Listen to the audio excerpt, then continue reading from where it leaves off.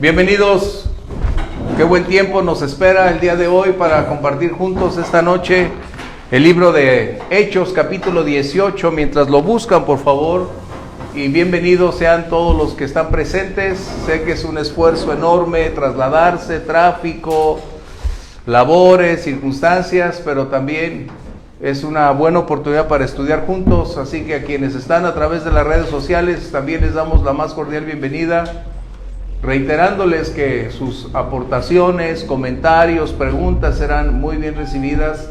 Nos enriquecerá como clase y ese es el propósito, que poder interactuar acerca de lo que dice la Biblia. Recuerden, nuestro propósito no es colocar una postura personal o una postura de alguien más, sino es entender lo que la Biblia enseña acerca de estos temas y de esa manera aprender cómo caminar tomados de la mano del Señor. Bien, libro Hechos capítulo 18, y vamos a tratar con la ayuda del Señor de ver todo este capítulo de una manera más objetiva, más clara. Y no es nuestra habilidad, nuestro talento, necesitamos la ayuda del Señor, ya que Él es quien declaró la palabra viva que tú y yo conocemos. Y por favor, alguno de ustedes diríjanos en oración, así como tú, si estás a través de las redes, ten tus cuadernos, tus notas ahí, y vamos a orar pidiendo a Dios dirección. Alguno de ustedes, por favor, diríjanos. Señor, te damos gracias, Padre, mi Dios, por Sí, este Padre. día, Padre Santo. Te damos gracias, mi Dios, porque nos permitiste, mi Dios, reunirnos este día, Señor. Te pedimos, Padre Santo, que tu Espíritu sea derramado, Padre mío, nuestro pastor, Padre Ayúdanos. Santo, para que le des las palabras precisas, Padre mío, Señor, y así como nosotros, Padre Santo, que tengamos nuestros oídos y nuestros corazones atentos, mi Dios, a esta clase, Padre Santo. Te agradecemos, mi Dios, por las personas que llegaron, Padre Sí, Santo, Señor. por todos los miembros, mi Dios, de este estudio, Padre Santo. Gracias. Te pedimos, mi Dios, que bendiga sus vidas, Padre Santo. Sí, Señor. Que prestando tiempo, mi Dios, para que puedan seguir asistiendo. Así es, Padre. Te pedimos, mi Dios, por las personas que vienen en camino, Padre Santo, cuídalos, protégelos, Señor, que lleguen con bien, mi Dios, a este estudio, Señor, en el nombre de Jesús. Amén. Amén. Bien, este capítulo tiene algo muy especial. Dentro de todo su contexto, vamos a tocar cómo solventar los obstáculos cuando conocemos al Señor, la predicación del Evangelio, y de qué manera podemos lograrlo. Así que permíteme entonces leer los primeros versos de este capítulo 18. Si ya lo tienes, Lucas es muy puntual para escribir con claridad, así muy eficazmente. El verso 1 dice: después de estas cosas, Pablo salió de Atenas y fue a Corinto, y halló a un judío llamado Aquila, natural del Ponto, recién venido de Italia, con Priscila, su mujer. Por cuanto Claudio había mandado que todos los judíos salieran de Roma, fue a ellos, y como era del mismo oficio, se quedó con ellos y trabajaban juntos, pues el oficio de ellos era hacer tiendas. Hay algo que es muy importante. Pablo repentinamente sale de Atenas. Lucas no nos explica las razones por las que Pablo sale de aquella ciudad. Simplemente nos describe que en un momento dado, así como entró Pablo, sale de la ciudad, pero solo. Él tuvo que caminar aproximadamente 75 kilómetros para poder trasladarse de una ciudad a otra. ¿Cuánto duraría el viaje? Es probable que 3 días hablando a pie, pero no tenemos el medio a través del cual él se movía, pero prácticamente era a través de caminar. Y nos damos cuenta entonces que habrá una cantidad de obstáculos que tú y yo, como ellos, enfrentarían, pero ¿cuál era el propósito? Solventarlos. Pablo se movía en las esferas donde él encontraba una mayor amplitud en la predicación. Él, por lo general, su metodología era llegar a las grandes ciudades, a las metrópolis, insertarse, compartir y predicar el Evangelio, y posteriormente, al levantar una iglesia, los nativos, es decir, los residentes de esa ciudad, al conocer el Evangelio, serían los primeros en proclamar el mensaje del Evangelio a las pequeñas aldeas o las ciudades subyacentes. Este era el propósito de Pablo. Recordemos que en Atenas no había una gran recepción del Evangelio, pero eso no intimidó a Pablo. Él había predicado a todos aquellos que desearon escucharlo, y él tenía un alto grado de eficacia, de agudeza. Pablo compartió incluso acerca de los mismos filósofos y escritores o poetas griegos, al mencionar algunos de ellos, mencionando también sus declaraciones, diciendo que si éramos miembros o formábamos parte de la deidad, ¿cómo pretendíamos vivir de esta manera? Citó a Epiménides, y a otro, que ahorita se me escapa, si alguno tiene la clase anterior, ahí lo vamos a tener, Ararat. Eso es algo que menciona él. Bien, ¿qué está sucediendo ahora? Pablo, un hombre con una gran capacidad de ir hacia adelante, un hombre con una gran fortaleza, que eso no limita o impedía enfermarse. Recuerden él que tenía un enorme conflicto en su rostro, y lo más seguro era sus ojos. Él tenía un aspecto pues repulsivo en un momento dado, ¿por qué no llamarlo así? Porque él les dice: ustedes me recibieron a pesar de mi aspecto tan crítico que tenía. Y esto no limitaba a Pablo, por el contrario, él decía que él estaba dispuesto a dar su vida por el Evangelio. Y encontramos entonces que ni Atenas, ni ahora en Corinto, habría limitantes para que él compartiera el mensaje del Evangelio. Esto quiere decir que no hay antecedente ni condición de una ciudad en la que no se requiere escuchar el Evangelio. No podemos señalar, por ejemplo, a dos ciudades tan distintas como era Atenas y la otra Corinto. Atenas era una ciudad que era la metrópoli más alta en sabiduría, en filosofía, en conocimiento. Y encontramos a Corinto, una ciudad que era en ese momento 200,000 personas, eran 200,000 habitantes. Estás hablando de una enorme ciudad para esos tiempos. De tal manera que Corinto se caracterizaba por una condición amoral, ya no inmoral, era amoral. Y de esta manera, como empezó Sodoma, la abundancia de recursos y los espacios de diversión propiciaban entonces que las personas buscaran una u otra forma para divertirse.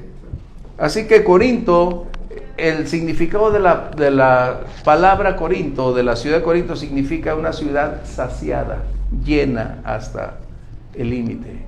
Eso significa Corinto. Por lo tanto, Corinto tenía en ese momento 1,000 personas, 1,000 mujeres dedicadas a una prostitución religiosa, que para ellas era cada tarde asistir al templo y servir de una manera religiosa. Era el templo de Afrodita, que para otros era Venus. Así que había una gran condición de amoral en la que todos ya prácticamente la aceptaban como un hecho. Pablo, al ver todas estas cosas, no se intimidó. Por el contrario, él entendía que mientras más oscuridad, era mayor la necesidad de una luz. Mientras más perversión, era mayor la necesidad de llevar libertad a los cautivos. ¿Sí? Así que entonces, Pablo, al entrar solo a Corinto, era obvio que necesitaba compañía. Sus servidores habían permanecido en Atenas. No tenemos las razones. Lucas no lo escribe porque el propósito de Lucas no es darnos cada detalle, porque su propósito es enfocarse en lo que es relevante, en lo que nos va a propiciar mayor entendimiento de las cosas. Y encontramos entonces, como dice aquí, que encontró a un judío llamado Aquila. Esto es muy importante. A veces los nombres parecen no tener una correlación con el entorno, pero el nombre Aquila significa águila. Aquila es águila. Y Priscila es un nombre en diminutivo que Pablo después lo llamaría Prisca. Es como decir el nombre pequeño cuando tenemos y decimos en amor.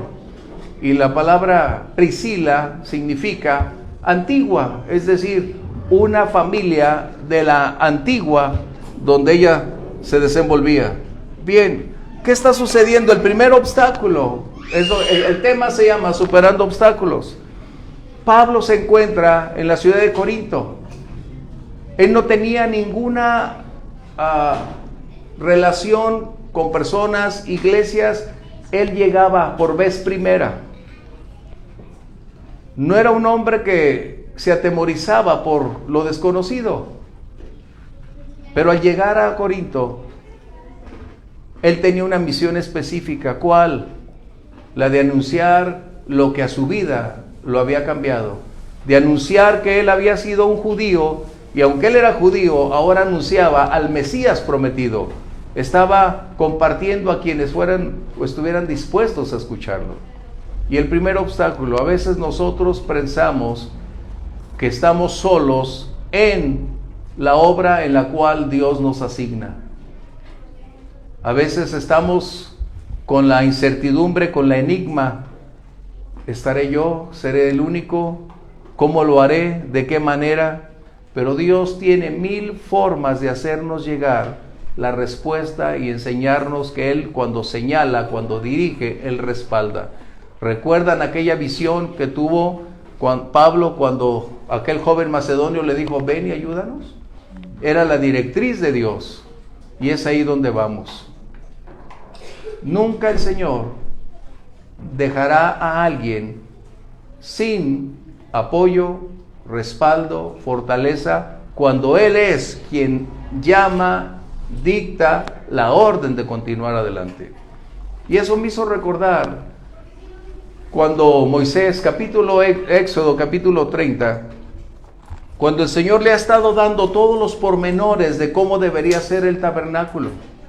Y cuando lees esos capítulos parecen aburrirnos, porque viene una descripción muy detallada acerca de madera, oro, piedras, formas, todo, cortinas, pieles y las maneras en que se debería realizar.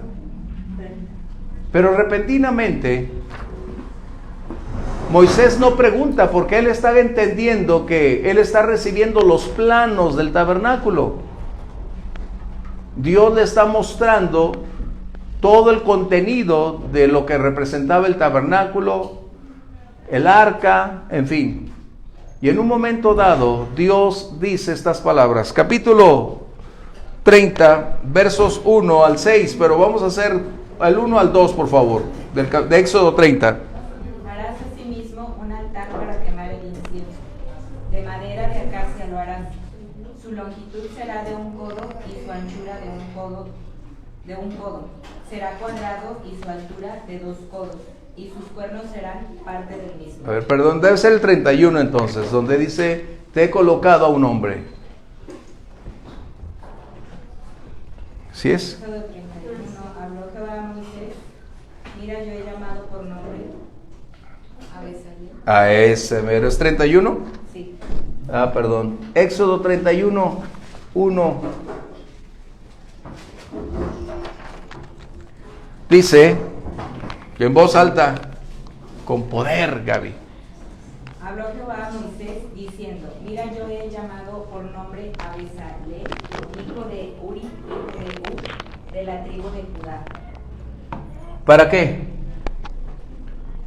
Lo he dotado, dice. Lo he llenado del Espíritu de Dios en sabiduría y en inteligencia, en ciencia y en todo arte, para inventar diseños, para trabajar en oro, en plata y en bronce. Fíjese bien, Dios le había dado una misión específica a Moisés. Moisés nada tenía que ver acerca de cómo edificar. Él no era constructor. Él no tenía la más mínima idea de cómo realizar los grabados, cómo fundir el oro, cómo trabajar la plata. Pero el propósito es que cuando Dios llama a alguien a una misión específica, no lo envía solo o sin respaldo. Es lo que estamos hablando. Dios le proveyó a un hombre para que realizara la labor que Moisés necesitaba cumplir. En otras palabras, este hombre fue la respuesta de Dios para cumplir el propósito del tabernáculo. Y el otro hombre también se menciona ahí. ¿Cuál es?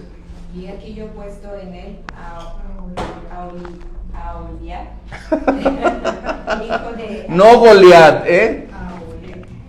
Aholiab, hijo de Ahisamach, de la tribu de Dan. ¿Y cuál era el propósito de este hombre? He puesto sabiduría en el ánimo de todo sabio de corazón para que hagan todo lo que te he mandado. Fíjese, para que hagas todo lo que te he mandado. Pablo estaba en la misma condición. Ahora tenía por delante una evangelización masiva en la ciudad de Corinto. ¿Cómo lograrlo? ¿De qué manera Pablo enfrentaría este reto? Su costumbre siempre fue acudir a las sinagogas y ahí compartir el evangelio, y esto le permitía dos aspectos básicos de su ministerio. Primero, compartir a los judíos que Jesús es el Mesías, y posteriormente hablar con los gentiles que estaban buscando a Dios y de esta manera predicarles el evangelio. Así que Dios le envía a una pareja. Fíjense bien cómo son las circunstancias. Un decreto gubernamental determinó que salieran de su ciudad de origen para ir a Corinto, y es donde se encuentran. Por ejemplo, sí. Es que es Claudio el emperador. Ajá. De que ya los tenían enfadados. Ah, sí, judíos, sí.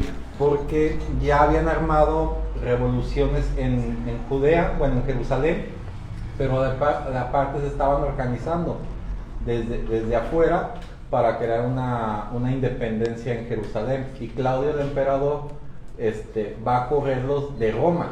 Sí. ¿Sí? Entonces, por eso empiezan a caer a ciudad, o sea, vamos a la soberanía, ¿no? Sí, a la O sea, soberanía de Dios. Empiezan a caer a ciudades griegas como Corinto, como Éfeso. Y en un momento dado, yo me imagino que las sinagogas son nuevas, o sea, se están Sí. creando también. Recuerde que para hacer una sinagoga se requerían mínimo 7 varones a 10 varones para poder crear una sinagoga. Aquí ya estaba una sinagoga, puede ser nueva. Pero recuerden, ¿cómo es que Jesús nació en Belén? Otro censo. O sea, Dios tiene en sus manos la historia.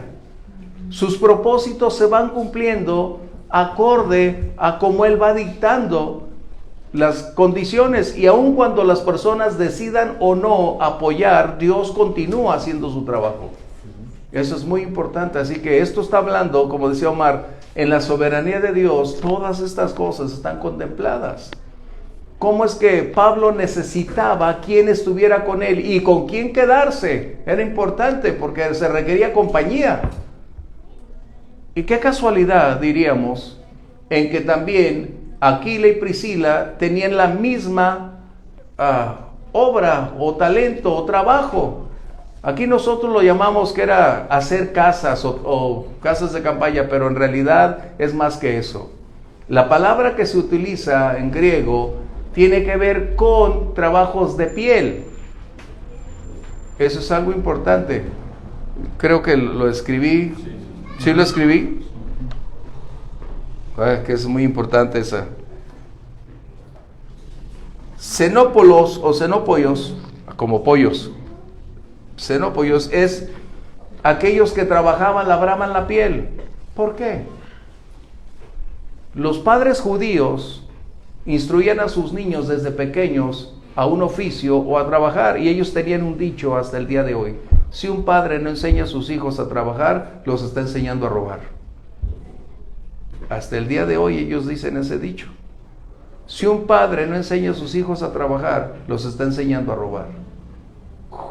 ¡Qué tremendo! O sea, qué increíble, pero es la realidad. Bien, Cuando Pablo es pequeño, tuvo que haber aprendido, pero cuando empezó a estudiar en la escuela rabínica, todos los rabinos de su tiempo requerían tener un oficio adicional, que eso es muy importante. Por eso Pablo eligió esta área, la de trabajar la piel y construir, ahora sí, hacer todo lo relacionado a artículos de piel. Bien, el primer obstáculo es cuando decimos, ¿y ahora qué? ¿Estaré yo solo? ¿No lo haré? Pero recuerda, cuando Dios envía, cuando Dios dice ve, cuando Dios llamó a alguien, Él nunca lo envió sin un respaldo. En ocasiones nuestra fe va a ser probada. Pablo llegó ahí solo, pero eso no implicaba que Dios se había desligado de Pablo. Por el contrario, anticipadamente preparó un escenario vía el emperador para que aconteciera este evento. Por eso, hoy nosotros podemos decir que en la soberanía de Dios, Él determina, Él define el curso de los eventos que nosotros vivimos. Pero en su soberanía nos ha permitido determinar nuestro presente y nuestro destino, porque somos nosotros los responsables de nuestras decisiones. Nosotros determinamos por lo que conocemos o desconocemos, pero nuestras decisiones tienen consecuencias que deben afrontarse. Y eso es imperativo, algo que tenemos que entender. Bien, comentarios, aportaciones. Dice Adrián respecto al oficio, peletero. Peleteros, esa es la palabra que tenemos, gracias Adrián. Peletería. Yo me acuerdo cuando estaba pequeño, en ese tiempo apenas quería el hule aparecer como una alternativa a la piel. Y los peleteros de aquí de la ciudad tenían unas grandes leyendas que me acuerdo muy bien, una de ellas decía, nada suple al cuero. Y eso es cierto, nada suple al cuero. Y es las famosas peleterías. Gracias Adrián por la aportación. ¿Comentarios? Pues en el capítulo anterior era lo que veíamos acerca de que todos venimos de un linaje, y lo que me llama la atención en el verso 29 del 17 dice, siendo pues linaje de Dios, no debemos pensar que la divinidad sea semejante a oro, plata, piedra, escultura de arte y de imaginación de hombres, pero Dios, habiendo pasado por alto los tiempos de esta ignorancia, ahora manda a todos los hombres en todo lugar que se arrepientan, por cuanto ha establecido un día en el cual juzgará al mundo con justicia. Este es nuestro tiempo de oportunidad, como era. Así es, mientras hay vida, hay esperanza. Bien, ¿cómo podemos estar seguros? En el Evangelio de Mateo, capítulo 28, verso 20, Jesús había declarado palabras años antes para establecer un fundamento inamovible, una verdad que debería prevalecer a través de los siglos como hasta el día de hoy, acerca de hacer la obra de compartir el mensaje del Evangelio. Lo que Jesús vino a hacer, la labor del creyente es transmitirlo, compartirlo. Pero Jesús declaró entonces lo siguiente, Mateo 28, verso 20, por favor, si lo tienen ahí. Enseñándoles que guarden todas las cosas que os he mandado, y he aquí yo estoy con vosotros todos los días hasta el fin del mundo. Dice, yo estaré con ustedes ¿cuándo?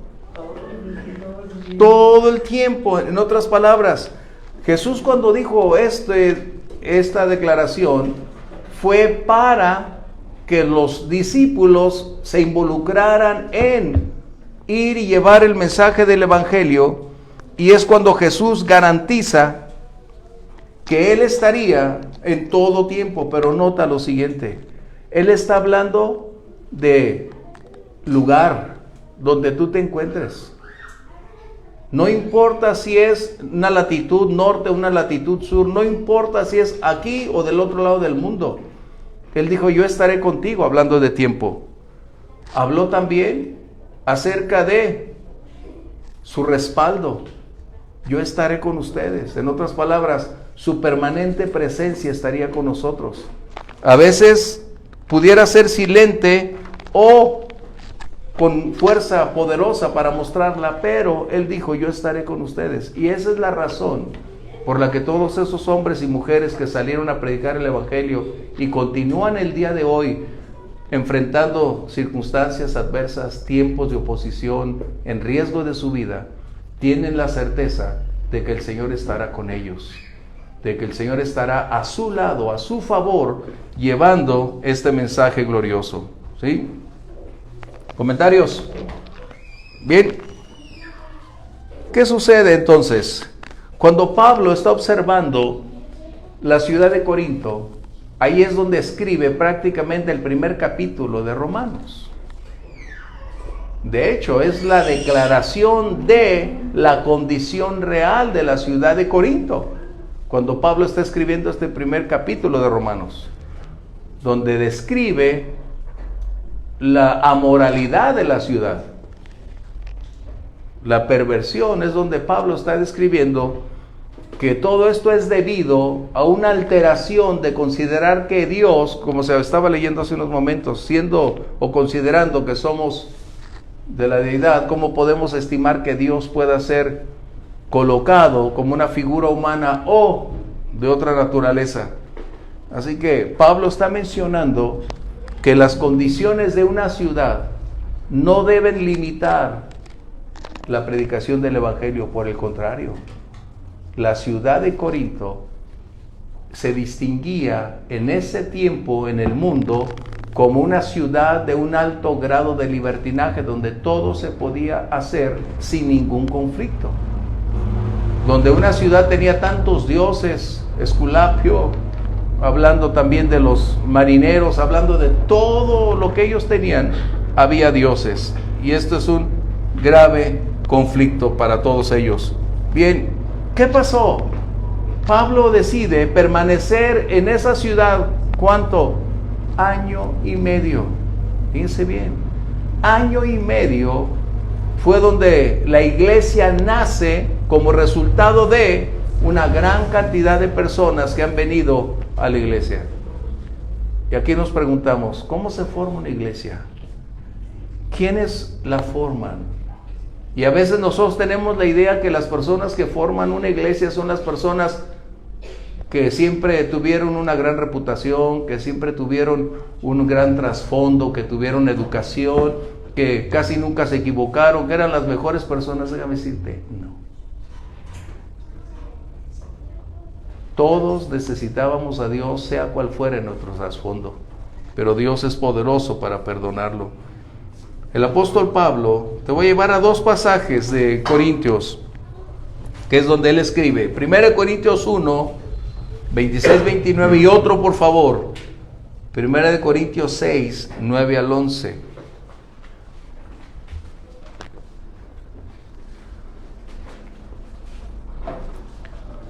Nosotros, por la aportación que hacía Omar, nosotros podemos decir que en la soberanía de Dios estaba permitiendo el antisemitismo, ¿no? Que era prácticamente algo similar. El mundo puede llamarlo de una u otra manera, pero el Señor tiene sus medios para que se logren sus propósitos a través de las circunstancias que suceden. 1 Corintios 1, 26 al 29, por favor. 1, 26 al 29. Pues mirad, hermanos, vuestra vocación, que no sois muchos sabios según la carne. ¿Qué dice? Observen, dense cuenta. Gracias, sigue. Ni muchos poderosos, ni muchos nobles, sino que lo necio del mundo escogió Dios para avergonzar a los sabios, y lo débil del mundo escogió Dios para avergonzar a lo fuerte. Y lo vil del mundo y lo menospreciado escogió Dios, y lo que no es, para deshacer lo que es. Si estuviéramos en Corinto hoy, muchos dirían, ese ni con chochos cambia, ¿verdad? Porque esa era prácticamente la vida de Corinto. Ahora, hablar de Corinto era hablar, cuando decían vamos a Corinto, era para lo más terrible, hablando de deseos sexuales. Esa era la línea. Así que Pablo entendió que su propósito era compartir el evangelio a quién, a toda persona, porque la responsabilidad del Señor, Él es quien la salva, Él es quien define la salvación, pero a ti y a mí nos compete hablarle a todas esas personas que nadie da nada por ellos. En Corinto nadie daba nada por nadie, aunque estaban acostumbrados a todo un libertinaje. No obstante, no había en ellos lo que pudiéramos tú y yo decir, tener paz con Dios. Eso nos dice que la sociedad actual necesita también de ese mismo mensaje de amor que cambia y transforma las vidas. Que quienes formamos una iglesia es como resultado de lo que Dios está haciendo en nosotros. No llegamos porque somos buenos, sino porque no éramos buenos. Hoy somos totalmente diferentes de lo que antes fuimos. Hoy reflejamos vida, antes reflejábamos otra cosa. El capítulo 6, versos 9 al 11, por favor. Si ustedes tienen un comentario, adelante. ¿No sabéis que los injustos no heredarán el reino de Dios? No erréis, ni los fornicarios, ni los idólatras, ni los adúlteros, ni los afeminados, ni los que se echan con varón, ni los ladrones, ni los ávaros, ni los borrachos, ni los maldicientes, ni los estafadores heredarán el reino de Dios. Esto es muy importante, ¿eh? Sí, adelante. Y esto era alguno de todos ustedes, ¿no? Que lo diga así. Mas ya habéis sido lavados, ya habéis sido justificados, ya habéis sido santificados en el nombre del Señor Jesús y por el Espíritu de nuestro Dios. Amén. Ahí nos habla claramente. O sea, esa era la composición de la iglesia de Corinto. Algunos de nosotros nos extrañaríamos, ¿no? Al decir, ¿cómo? Había personas con inclinaciones sexuales distintas, personas con un alto grado de perversión, pero ese era el mensaje. Dios vino a salvar a los perdidos. El Señor vino a traer libertad a los cautivos. La iglesia de Corinto es el reflejo de lo que la Biblia dice en el libro de Romanos. Voy a mencionarlo, si se acuerdan. Romanos 8:20. Me estoy saltando un poquito, pero eso es algo que necesitamos recordar. Pablo estaba consciente que si algo necesitaba una sociedad en crisis, enferma o bajo condiciones amorales, necesitaba a Dios. Porque Pablo no estaba presentando un punto religioso, no estaba hablando de una filosofía, no estaba tocando una postura. Él estaba hablando de aquel que creó los cielos y la tierra y que seguía teniendo el poder sobre todas las cosas. Y él era capaz de transformar vidas como Pablo mismo lo había testificado. ¿Sí? Romanos 8:20, por favor. Porque la creación fue sujeta a vanidad, no por su propia voluntad, sino por causa del que la sujetó en esperanza. ¿Es ahí? A ver, debe ser donde dice, porque donde abundó la gracia, donde abundó el pecado. Sobreabundó la gracia, pero no sé cuál es. Ay, 8:31 no es. A ver, si lo encontramos, por favor, mientras lo encuentran, esos que fueron a la escuela. Es Romanos, pero ahí lo van a encontrar.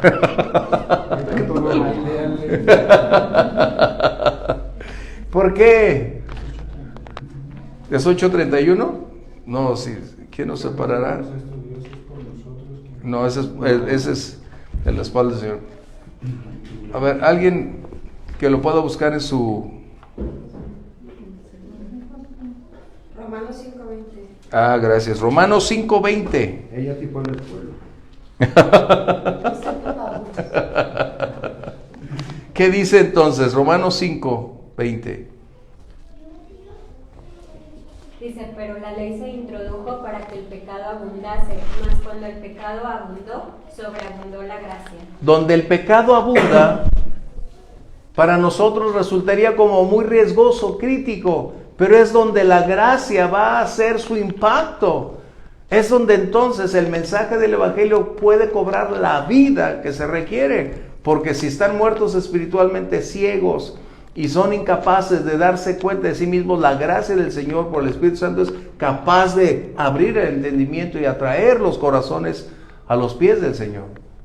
Por eso Pablo estaba consciente que asistir a esa ciudad llamada Corinto era como decir Las Vegas de hoy. Es como llamarla la Sin City, la ciudad del pecado. Pablo estaba consciente que a esa ciudad la gran mayoría no iría de vacaciones, iría por otros aspectos. Pero finalmente él, al ser enviado por el Señor, primero Dios le proveyó apoyo, ayuda para que estuvieran con él. Posteriormente Pablo, en su permanente insistencia de predicar el Evangelio, fue capaz de penetrar a las más bajas esferas de la sociedad, como también a las más elevadas, déjame decirte. Pero Pablo nunca tuvo ninguna duda de que la palabra del Señor es poder de Dios. Por eso Romanos 1:16 dice, porque no me avergüenzo del Evangelio, porque es poder de Dios para salvación. Sí, Ramoncita. Bueno, disculpas primero, creo que lo debí de haber dicho en el momento. Dijiste hace un momento, me estoy brincando. Para mí me pareció muy importante, quizás por la línea evangélica, me saltó mucho del 5 al 10. Ajá. Y pienso, adelante. tal vez pudiste haberlo desarrollado un poquito más. Y quizás porque hoy en realidad Dios me habló a través de esto y confirmándolo con mi propia familia. La nieta, una de las nietas está ahorita, se fue ayer a predicar a un estado de Estados Unidos donde meramente está lleno de musulmanes. Wow. Y mi hija hablaba hoy que oráramos por ella porque iban a ir a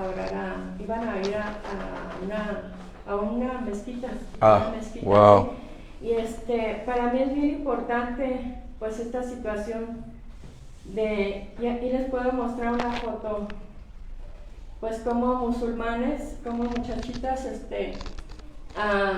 pues han aceptado al Señor y gracias Dios. Han ido junto con mi nieta, que es esta, para que la alcancen a ver. Gracias Señor. Entonces todo esto se me hace así como que no lo pasemos, porque es bien importante que no todos creyeron, sí, al Evangelio de Pablo. Así es. Aún él tuvo que sacudirse e irse. Pero también hay algo muy padre con respecto a eso. Yo le mandaba a mi hija este texto, el 9 del B y el 10. No temas, sino habla y no calles, porque yo estoy contigo, ninguno pondrá sobre su mano mano para hacerte mal, porque yo tengo mucho pueblo en esta amén. ciudad. Yo pienso que estos versículos están como para comerlo, para sacarle más comida. Excelente. No, es buena aportación, sí. Yo incluso ahorita que está leyendo, yo pienso que ahí se ve la humanidad de Pablo también, ¿no? Porque sí, o sea, porque probablemente dudó. O sea, una ciudad de 200,000 personas, una ciudad de pecados. Así es. Llegar a una sinagoga y dice que se sacudió, ¿no? Sí. Ahí, o sea, que yo creo que ahí es donde ya se enoja y dice, a ver, ya le eché muchas ganas con ustedes judíos, ya me voy con los gentiles, ¿no? Y también, por ahí también el versículo que seguía era, Dios le dice, yo estaré contigo. O sea, ¿por qué le dice? Sería la pregunta de la humanidad de Pablo, ¿no? Porque ya Pablo dice, ay, o sea, los judíos no quisieron, es un montón de gente, y le dice, y después nadie te echará mano, ¿verdad? Sí. Dijiste algo así. Entonces, vuélvelo a leer, Ramoncita, por favor, esos versículos. No temas, sino habla y no calles, porque yo estoy contigo y ninguno pondrá sobre ti la mano para hacerte mal, porque yo tengo mucho pueblo en esta ciudad. Así es. Estaban escondidos. Sí, es que también tiene miedo a ser golpeado, ya le había pasado Claro. 2 veces antes, entonces Ahora, se ve la humanidad ahí. es obvio que Pablo está en la expectativa de qué hacer, Y el miedo. qué debo enfrentar, qué cosas van a venir. Recuerden, si algo tenía Pablo, era un hombre que buscaba a Dios antes de moverse. Era un hombre que dependía de la revelación de Dios. Y vamos a encontrar, ahorita por lo que mencionó Ramoncita, 2 textos, uno en el Hechos 23:11 y otro capítulo 27, 23 y 24. Si hay algo que debemos enfatizar, es que Pablo siempre estaba en la esfera de lo espiritual. Claro, su carne experimentaría ciertos momentos en cuanto a decir, ¿qué voy a hacer? ¿Cómo me voy a trasladar? ¿Me quedo? ¿Me voy? ¿Qué hago? Pero el Señor le da una revelación a Pablo. Vamos, capítulo 23:11, por favor. A la noche siguiente se le presentó el Señor y le dijo: ten ánimo, Pablo, pues como has testificado de mí en Jerusalén, así es necesario que testifiques también en Roma. Pablo estaba consciente que tarde o temprano la voz de Dios se haría visible o audible, que el Señor le revelaría no solamente lo que él ya entendía, que el Señor estaba presente con él, aún sin verlo, él sabía que Dios estaba con él. Pero qué certeza cuando viene la revelación de Dios para asegurarle que no habría un impedimento en la vida de Pablo como lo había sido en las ciudades anteriores, donde fue golpeado, maltratado, descalificado, dado por muerto. Pero ahora él había atravesado ya ese proceso. Él había aprendido a depender de Dios en medio de la angustia. Y ahora el Señor le dice, tengo una enorme cantidad que aquí necesita de esa gracia y de ese amor. Y nadie te podrá tocar, nadie te hará frente. Y lo vamos a ir viendo a lo largo de este capítulo. Y eso es algo que en ocasiones nosotros necesitamos buscar a Dios. Porque sus promesas son para ti, son para mí. Porque en ocasiones Dios te va a hablar a través de esa palabra y vas a decir, gracias Dios. Porque mientras camino en obediencia, en fidelidad para contigo, lo que tú me has encargado que haga, pequeño o grande, tú has dicho que nadie me podrá separar de ti. Y vamos a verlo en Romanos 8:31, por favor. ¿Qué estaba diciendo entonces? ¿Cuál era entonces la persistencia de Pablo? ¿En dónde radicaba? En la revelación divina, en la directriz de Dios. Pablo pudo haber dicho, yo soy un buen predicador, no tengo miedo, tengo carisma, puedo hacerlo, pero no. Pablo se sustrajo de sus talentos y habilidades. Pablo no se adjudicó una posición de liderazgo como resultado de tener una gran habilidad intelectual, teológica, sino que antes declaró que el Señor le dio una directriz, es decir, Dios le reveló que nadie le iba a tocar. En otras palabras, pudo haber albergado cierto momento de incertidumbre por las presiones de las circunstancias mismas, ¿sí? 27, 23 y 24, por favor. ¿Sí lo tocamos?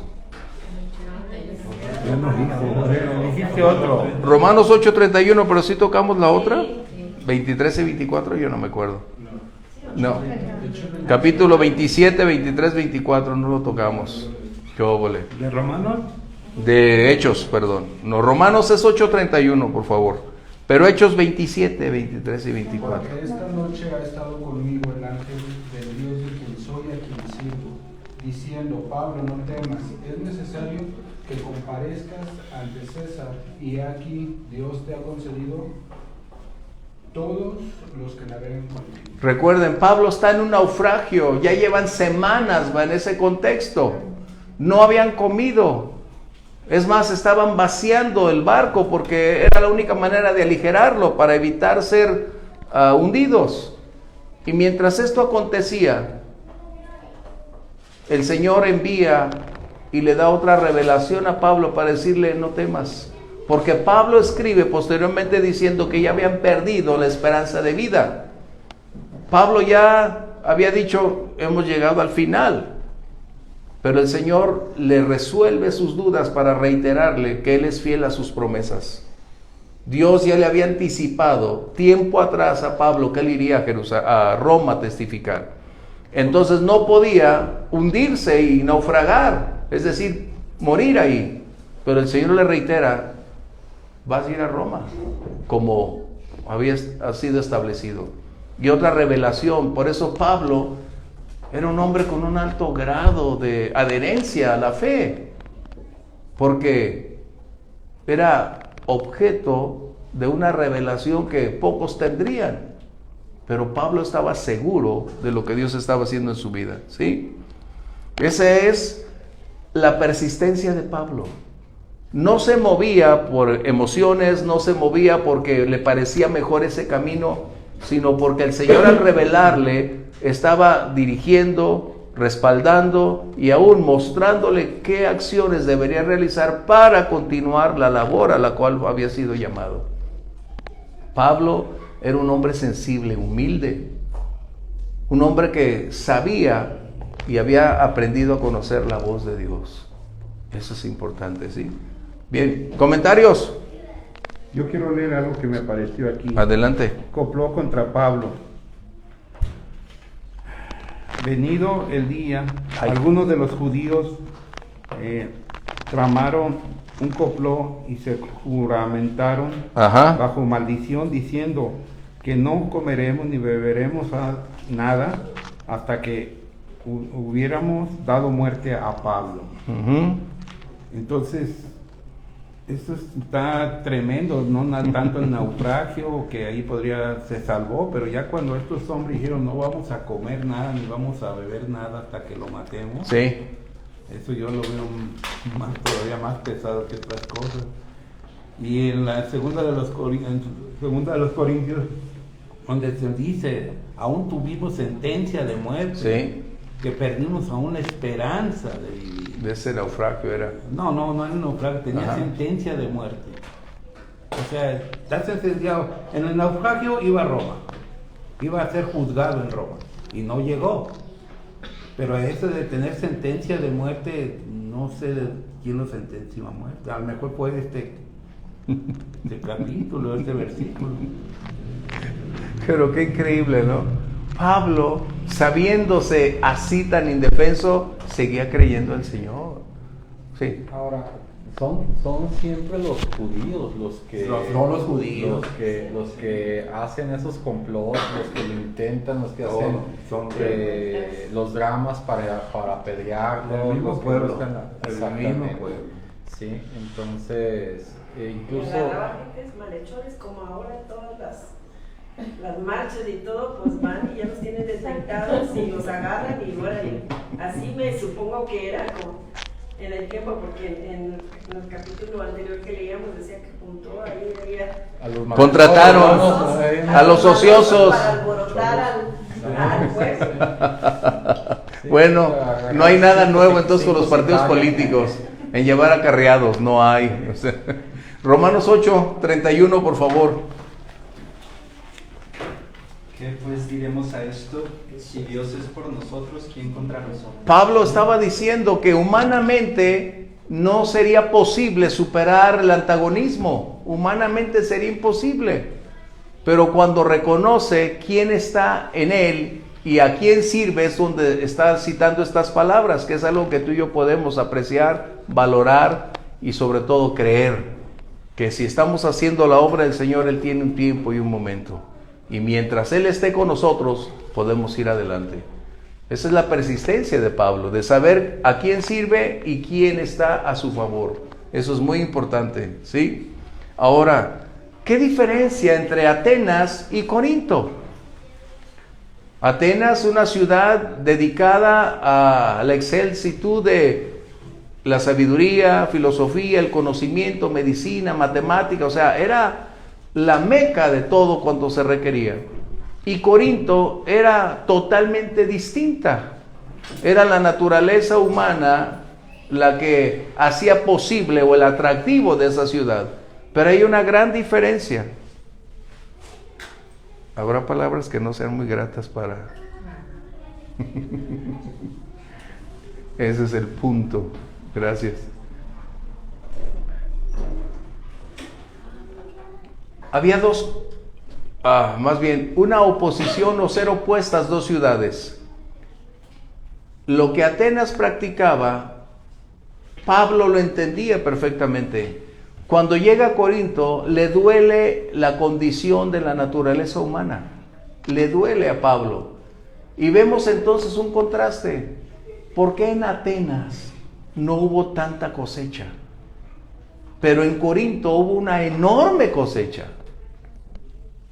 O sea, si tú te preguntas, el Señor Jesús anticipadamente nos había dado la respuesta, pero dices, en Corinto había una enorme condición donde las personas en su estilo de vida era deplorable. Habían bebido cisternas rotas, se habían deleitado en cada uno de los placeres y llegaron a hogares rotos, a vidas quebradas, viviendo en la esclavitud del vicio. O sea, eso es lo que pasaba en Corinto. Y en Atenas estaba la meca del conocimiento. Pero ¿por qué hubo más convertidos en Corinto? Y el Señor Jesús nos dice algo en Marcos capítulo 4, versos 3 al 9. Él está hablando que la cosecha está en relación con la recepción de la palabra. La cosecha está en relación con la recepción de la palabra. Eso es muy importante, porque a veces nosotros creemos que en una ciudad como Atenas se debe haber obtenido un alto grado de convertidos como resultado de su sabiduría, pero se nos olvida que ese conocimiento orgullece y eran demasiado orgullosos. Pero en la ciudad de Corinto, donde se había llegado a la más baja de las condiciones que el ser humano puede llegar, se había abierto una puerta enorme de necesidad de Dios.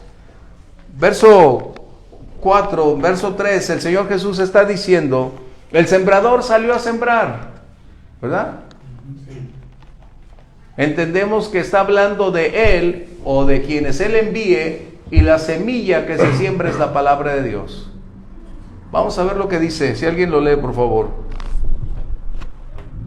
Y al sembrar aconteció que una parte cayó junto al camino, y vinieron las aves del cielo y la comieron. Otra parte cayó en pedregales, donde no tenía mucha tierra, y brotó pronto porque no tenía profundidad de tierra. Pero salió el sol, se quemó, y porque no tenía raíz, se secó. Otra parte cayó entre espinos, y los espinos crecieron y la ahogaron, y no dio fruto. Pero otra parte cayó en buena tierra, y dio fruto, pues brotó y creció, y produjo al 30, y al 60, y al 100 por uno. No es entonces la capacidad intelectual que define la recepción del Evangelio. Es lo que en el corazón, lo que la necesidad, la sensibilidad, el reconocer cuál es nuestro estado espiritual y quién es el Salvador, eso es lo que sucede. Por eso la cosecha está en relación con la recepción de la palabra. Es lo que Jesús estaba diciendo. Hay quienes, como los que leíste, que estaban entre espinos. Jesús posteriormente da la interpretación misma, y después véanlo ustedes, la interpretación de ese pasaje. Jesús dice que muchos la reciben con gozo, con alegría, pero los afanes de la vida, las riquezas, el materialismo, ahoga la semilla y no le permite crecer.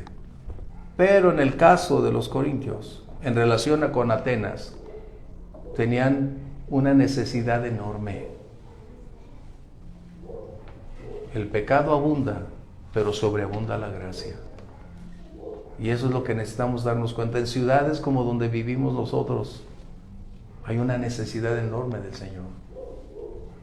Siempre nos quejamos de la maldad, nos quejamos de cómo avanzan las cosas, pero que el Señor nos permitiera oportunidades para compartirle a esas personas. Y sé que muchos se convertirían. como resultado de que hay una necesidad enorme en su vida. ¿Sí? ¿Comentarios?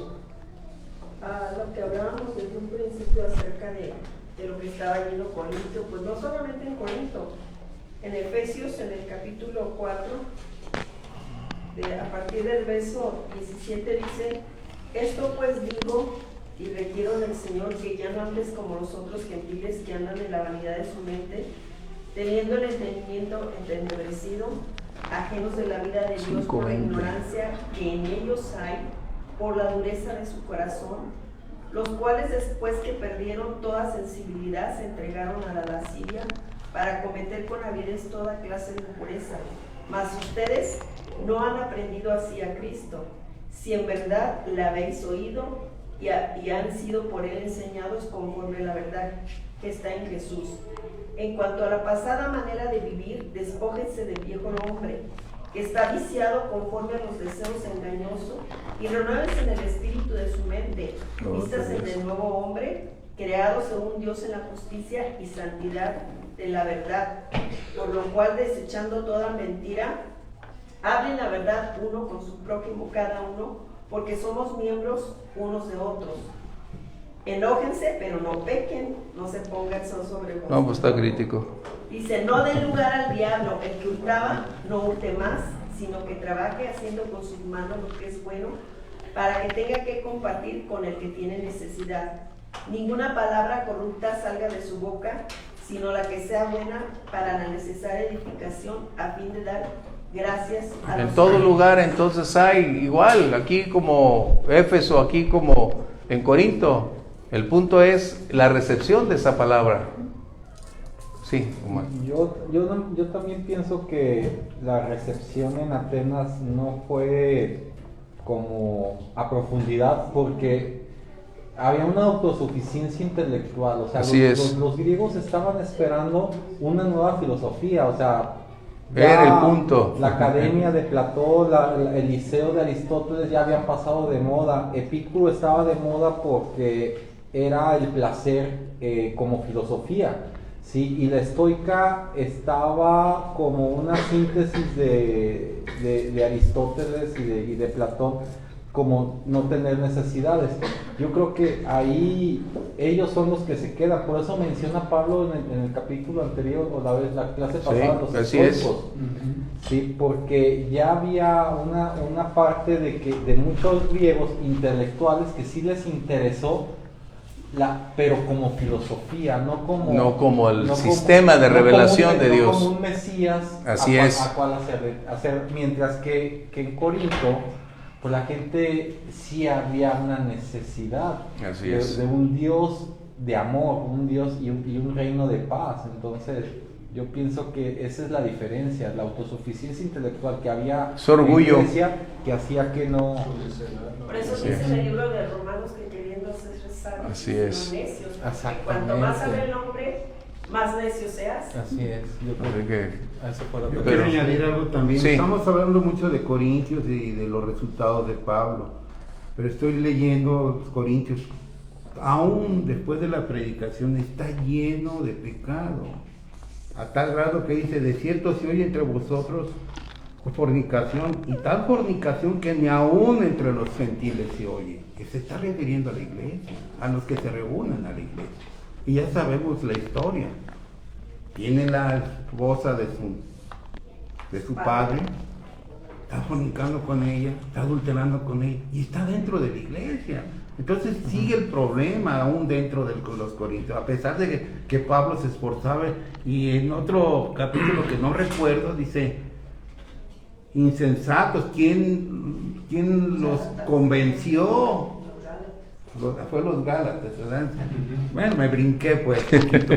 Pero sí es cierto, la iglesia constantemente está en riesgo de estar pecando aún dentro de la misma iglesia, dentro del cuerpo. Y ahorita en Corintios veo una multitud de fallas y de los hermanos que están fallando. Y qué bueno, ¿verdad? Que no hay similitud ahorita con nosotros. No, No hay similitud, no. Eso pasó allá. Nosotros somos santos. Ese era el problema de Pablo, precisamente la enseñanza. Porque Pablo continúa instando a sus creyentes a cambiar, a mantener, a disciplinarse. Ese es el punto en la iglesia. Efesios, el que estaba leyendo yo, en el verso 30 dice, no contristen al Espíritu Santo de Dios, con el cual fueron sellados. Bien. El problema es que nos vamos desapartando por esto, por aquello, y es el Espíritu el que nos está manteniendo vivos. Pero una vez Recuerden, su entorno era en la ciudad de Corinto, específicamente Pablo está tocando ese tema, porque era el día a día, las relaciones sociales, culturales. Para ellos socialmente era aprobado, pero bíblicamente eran reprobados, o sea, era obvio. Pero su entorno social pareciera ser el incentivo, puesto que todo mundo lo practica. Era lo que estaba tocando Pablo al respecto, y empieza a colocar paso a paso el por qué y el cómo vienen los cambios en el Señor. Por eso les dice en el capítulo 2, es que no les puedo hablar como a maduros, sino como a niños, porque todavía no llegan a ese punto. Pero eso es lo importante que tenemos. Bien, otro obstáculo que se superó. Encontramos a Galión, el procónsul de Acaya. Esto me interesó mucho. Él tomó la posición de procónsul en el año 51 después de Cristo. Y 14 años más tarde, él y Séneca serían presa de Nerón. Son hermanos. Creo que Gallo en Roma, pero creo que son hermanos. Hay una teoría, hubo una teoría de que en la Edad Media Pablo y Séneca se cartearon. Okay. Y la Iglesia Católica lo quiso echar en mano. Pero sí hay cartas de Gallo diciéndole a Séneca, son hermanos, o se hablan como hermanos, diciéndole que hay un tipo que quiso procesar y que profesaba una nueva religión muy ad hoc que lo debería de conocer, y Séneca le contesta que sería bueno, le interesa, y también cae Séneca en las cartas a Lucilo, en un libro, y dice Séneca que todo estaba perfecto hasta que dijo que un hombre había resucitado. Pero, sí, para los griegos era crítico creo eso. Que Gallo es hermano de Séneca. Ok. Bueno, gracias por la aportación. Así que Gallo es colocado para convertirse a través de los judíos como la mano que haría justicia. Los judíos estaban apelando para que Gallo declarara culpable. Pero ¿qué sucede? Recuerden, cuando Dios envía, cuando Dios fortalece, cuando Dios respalda. Aquí algunos dicen que Gallo fue indiferente ante las propuestas de los judíos. Estaban mencionando que él no le interesaba, pero recuerden, ¿qué dijo ahí? Nadie te podrá hacer frente, nadie te va a tocar, era lo que Dios le había dicho a Pablo. Así que cuando viene el aspecto legal, Pablo no había infringido ninguna ley. Esta era una cuestión interna, hablando religiosamente, pero ve lo que dice Proverbios 21:1, es muy importante. Algunos pueden pensar que a Galio no le interesaba nada. La aportación que Omar menciona acerca de esas cartas puede ser una buena oportunidad para que algunos dijeran, entonces no era indiferente. Dios, recuerden, es soberano y Dios puede hacer tantas cosas como le plazca. ¿Qué dice Proverbios 21:1, por favor? Como los repartimientos de las aguas, así está el corazón del rey en la mano de Jehová. A todo lo que quiere lo inclina. Dios puede inclinar el corazón del rey. No lo va a forzar a hacer algo que no está dispuesto a hacer, porque entonces ya no sería el derecho de elección. Pero Dios puede colocar el querer como el hacer. Aunado a la personalidad, a las inclinaciones mismas políticas, sociales, filosóficas de Galio, él pudo haber determinado utilizar su derecho para decidir no colocar en un juicio a Pablo, porque cuando Pablo iba a defenderse es cuando él dice no. Qué tremendo. Por eso ahí está la disyuntiva para algunos. ¿Era indiferente Gallo o Dios propuso anticipadamente en lo que había dicho en los versos 8 y 9 de que nadie te va a levantar la mano, nadie estará en tu contra. Dios superó los obstáculos legales en este contexto. Pero se fueron sobre Sóstenes. Ah, sí, es que era el que se sostenía. Ahí ya como que dice, bueno, no está Pablo, pero está él. Pero está Sóstenes. Y lo golpearon Pobre. del tribunal, pero Galio nada se daba de ello. Ah, eso sí. Y Pablo se detuvo muchos días y desde despidió de sus hermanos, navegó a Siria y con él Priscila y ambos, habiéndose rapado la cabeza, Se fue tenía hecho el voto. a Antioquía. Y que dijo, ahí nos vemos. Lo mismo que pasó en Atenas, ahí nos vemos. Y ahí nos vemos. Bueno, Pero año y medio después. sí, año y medio después. Él duró año y medio en Corinto. Qué impactante. Dice, aún muchos días. Sí, a un poco arriba dice 18 meses duró.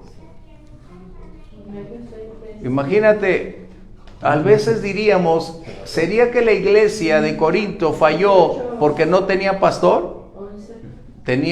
Después del Señor Jesús tenía el mejor pastor que ha existido sobre la faz de la tierra, al mejor maestro sobre la faz de la tierra. Así que no era cuestión de transmisión de conocimiento, era la recepción, la disposición de llevar a cabo esa palabra. ¿Sí? Bien, ¿qué sucede? Este voto que menciona Grimaldo, no tenemos ninguna una palabra de anticipación, simplemente Pablo decide hacer un voto. Recordemos, en el libro de Levítico los votos también pudieran ser voluntarios, como acción de gracias. Y Pablo pudo haber hecho un voto como resultado de haber sido librado una vez más de las manos de Gallo. No podemos aseverarlo, pero esto puede ser posible. Bien, Pablo en este capítulo 18 concluye su segundo viaje misionero. Concluye su segundo viaje misionero. Y encontramos el último punto: cómo solventar las limitaciones personales. Versos 24 y 28 de Hechos, para concluir, que ya nos vamos.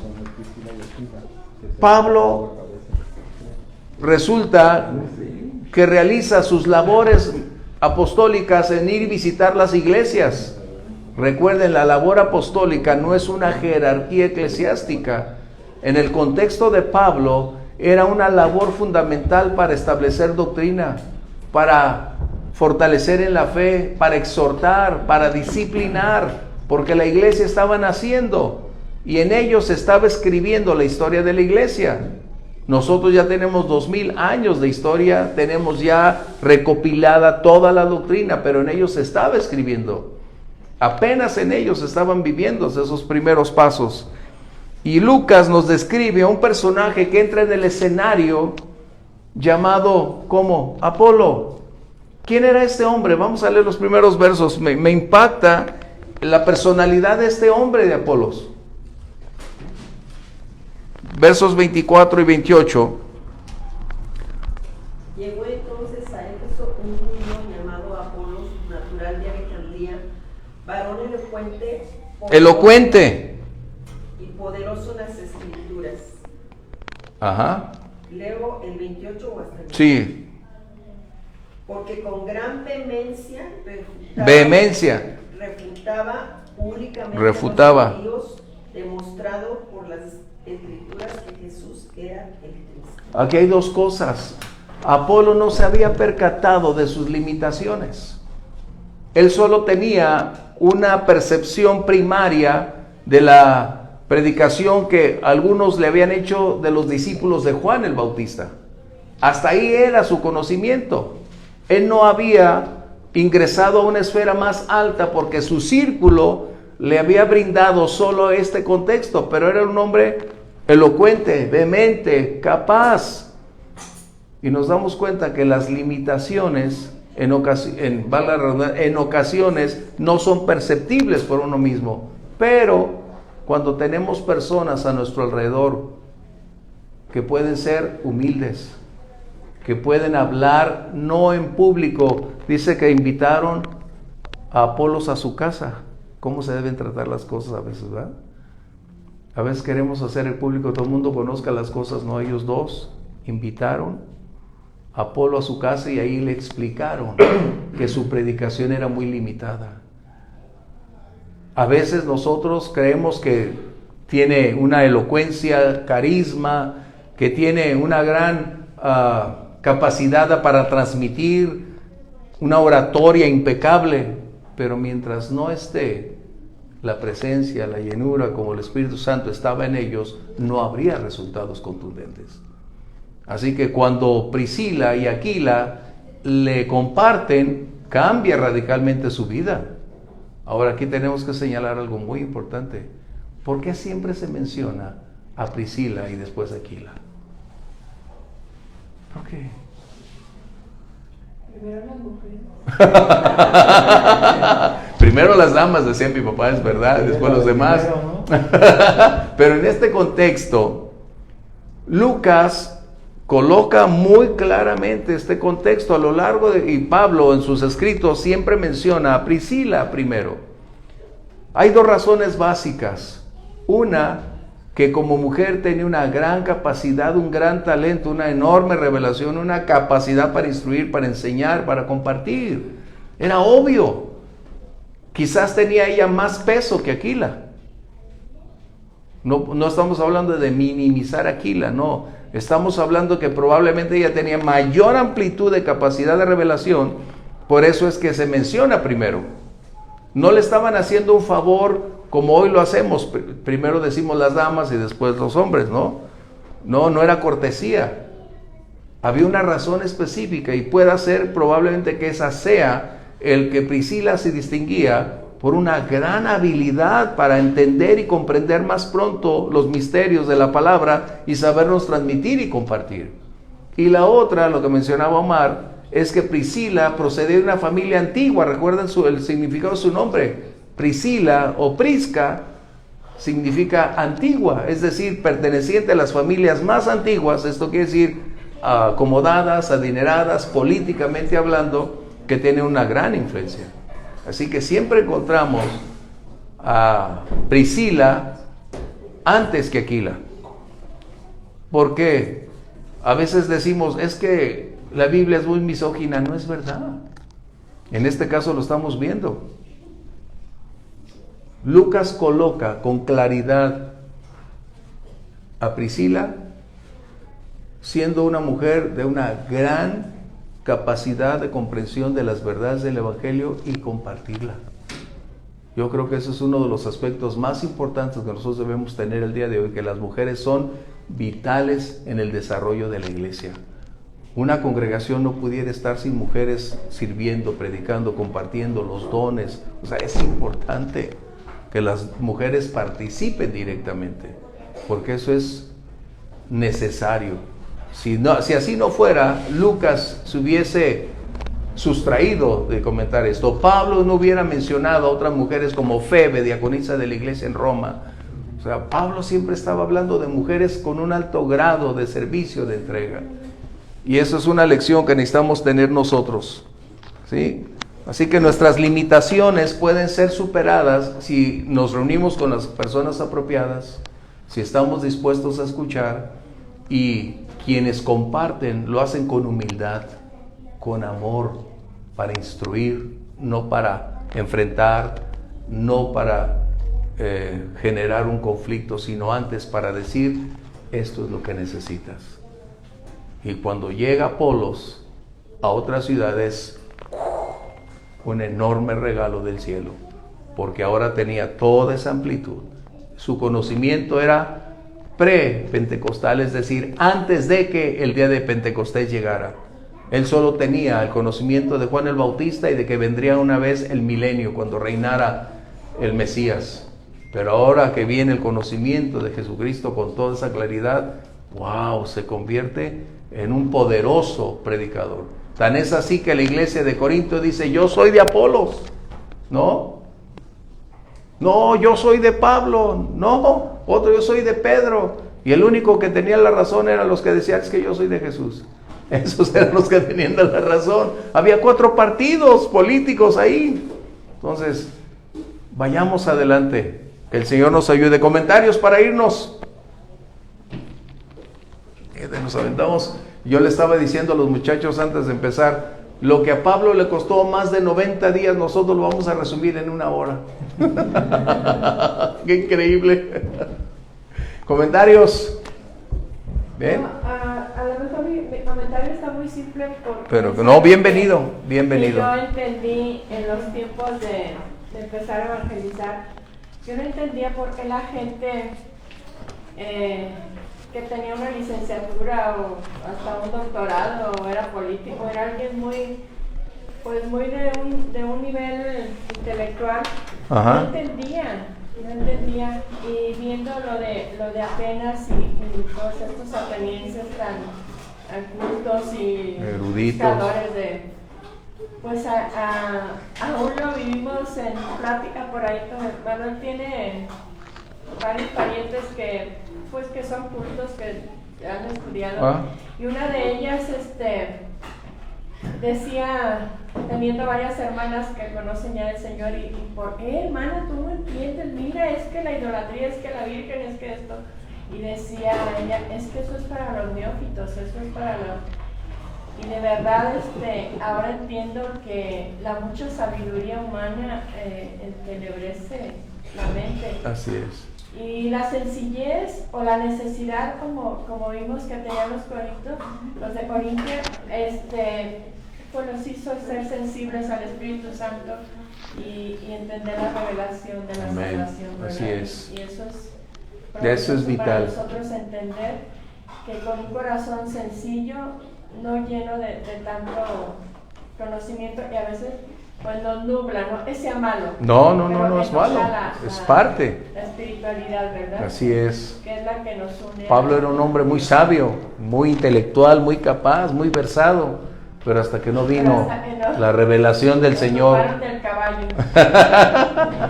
Hay Bien. otra parte donde Pablo también menciona, porque el príncipe de este siglo ha cegado el entendimiento. Tenemos que tener como en muchas bases, muchas maneras de interpretar porque la gente no quiere entender.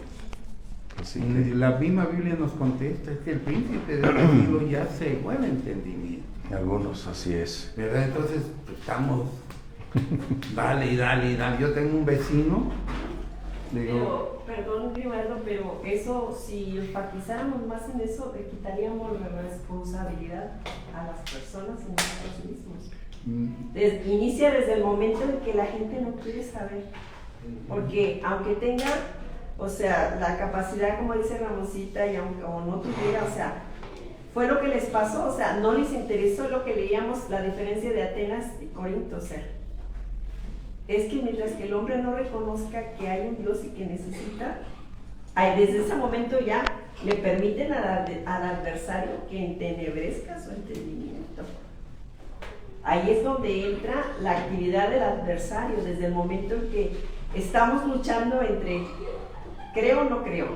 Desde el momento en que damos esa posibilidad, yo pienso que es donde ya empieza, porque si no, de esta manera haríamos acepción de personas o le daríamos toda la credibilidad al adversario, y sabemos que no es así porque tenemos libertad y libre albedrío.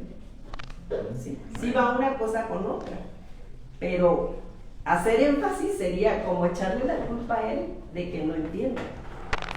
no lo dije, bueno, no, creo que no me supe interpretarlo. No, yo te entiendo, pues, pero hay que tratar de explicar, porque obviamente podemos irnos con esa idea de que, bueno, pues ellos ya están entenebrecidos, pues ya ni modo. No, a eso quería llegar. Tengo un vecino que he estado manifestándole, dándole testimonio, y una de las cosas que yo le digo, mira, el Padre nos amó tanto que envió a su Hijo, y por medio de Él tenemos la salvación, el perdón de nuestros pecados.